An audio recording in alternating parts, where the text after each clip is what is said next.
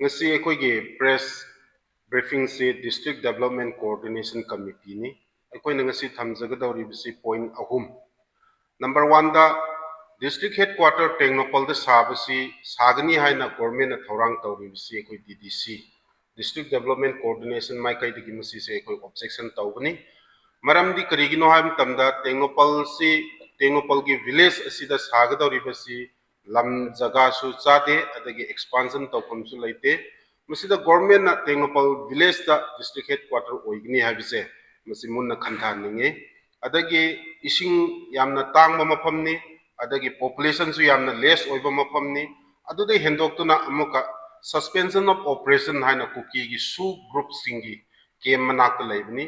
maduda district headquarter sabai bise disturbances myam laigini habise thamninge adudagi hendoktuna 2016 gi Manipur Gazette ta Tengnopal district create tawba matamda district headquarters si Tengnopal dal oigidobni habise government gi notification da yaude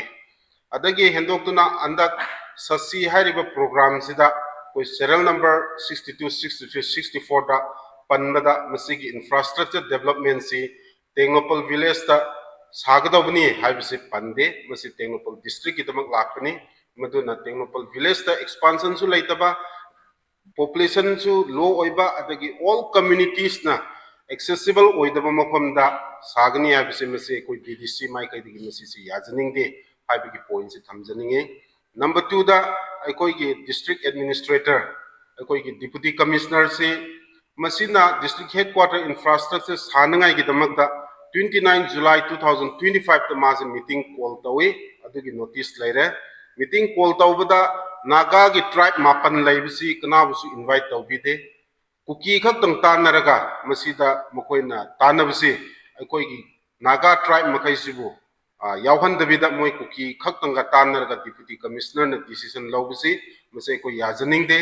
adagi home department na 8 September 2025 ta additional home department dagi thorakpa notification habida ko na propose tawriba khebung area da propose tawribisi man ignore tawraga yengsin bi tadana department na government da thabi tadana mana thamjin bire masina takpadi ko gi deputy commissioner si yamna partiality laiba yamna bias oina thabak tawba deputy commissioner amane aduna any development lakpa matamda any wata na matamda aikoi gi naga makhai se mana thamhauraga kuki singa ngak wata naraga district se chalai duna lere mase aikoi yamna wakhan sokna mase se aikoi nungai tabse phongdok chaninge ahum suba point da inau nauna handak kuki volunteers singna eastern zone kaubama moigi team amana aikoigi honorable chief minister Manipur na Tengnopal district to visit tawgni habisida mokoina changba yaroi ana threaten tawba Tengnopal si kuki leni haina thajindana Tengnopal district si kuki singini haibagi romda tahan masi aikoi yaningde masi tawroi dawni Tengnopal district asi aikoigi naga na majority oiba district ni aduna masida kuki singna Tengnopal district si moigi lamgi type ta moina sumaina kuki lene na thajin masi matung manau tawdanangai gi damakta ngasi media gi thongda khanganjari karigumba masigumba tawrakpa taragadi aikoi peaceful coexistence oina laiminari bise masi akaiba myam lakani habsi media gi through da thamjaninge aroibada aikoi gi hairiba point sing sigi matung inna aikoi gi Tengnopal gi DCC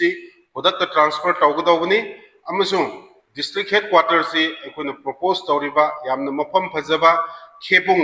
community loina accessible oiba mafam adagi lamsu yamrang kaina laiba isingsu yam nungaiba mafam khebung sida sagadawni masi sabigadawni habise government ngonda masi gisi wafam si thamjaninge karigumba masi gi aikoina hairiba demand singse tawdaba taragadi aikoi tribe mapanga loina na aikoi DDC na April 20 dagina Imphal gi More lambi se mase ko thingjingani haibu wafam se thamjari